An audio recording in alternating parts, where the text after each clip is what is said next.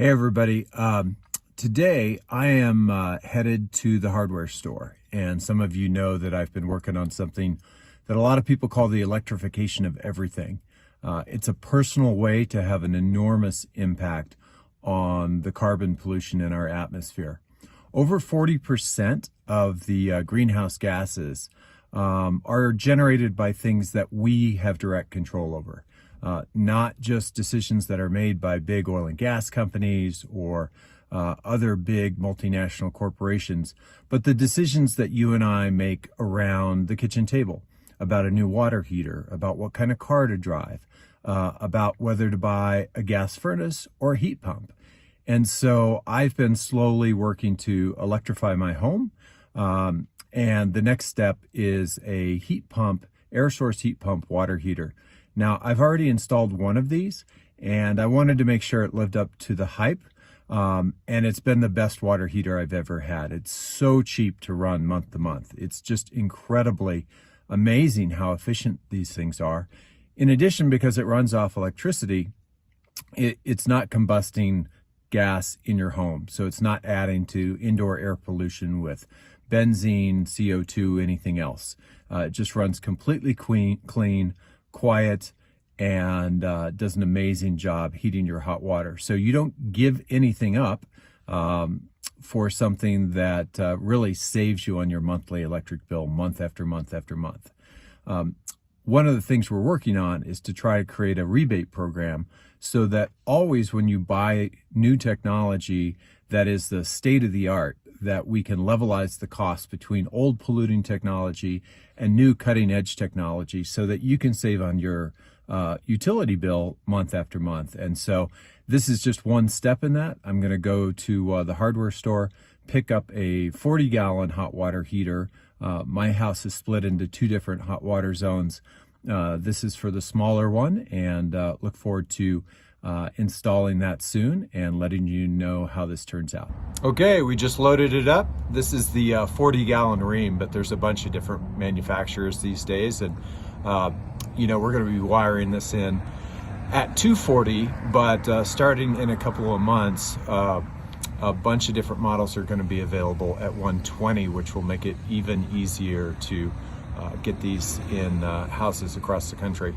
So here's our next step, and we'll take this home now. Okay, so this is my my gas water heater, and in order to put in the new air source heat pump, we're gonna cut off the gas, cap that off, wire in the new hot water heater. This is 240. But in a few months, you'll be able to buy one that's 120. You won't even need a 240 service. And we'll probably cap off the flue to just make sure that we're not losing heat to the outside on a day-to-day basis. So this is the gas hot water heater. We'll change this out with the air source heat pump water heater, and we'll show you that after the fact. Okay, I am here in my garage in Albuquerque, and another just quick video on the process of electrifying my home. I'm going to show you the installed air source heat pump water heater that I replaced our gas water heater with. So this is the new air source heat pump water heater actually installed. And we're trying to accomplish two things here. We're trying to save people money on their energy bills long term, and save people money as well as just their health. Inside combustibles, whether that's gas stoves or gas water heaters, they put a lot of products into the air in our homes that are really dangerous, particularly if you have a family member with asthma or other respiratory issues. But just dealing on the energy side of the equation for a moment, the goal here is with our rebate program to make sure that when an old gas water heater conks out, that you can get the latest, most efficient, healthiest product right out of the gate for an equal price. So using that rebate to levelize the cost, and then gaining, here's the kicker with these things. This is the Energy Guide sticker that shows the annual cost of operating this appliance. And this is really a pretty remarkable number. I used to look at water heaters and they would show hundreds and hundreds of dollars per year of operating costs. These are 3 times more efficient.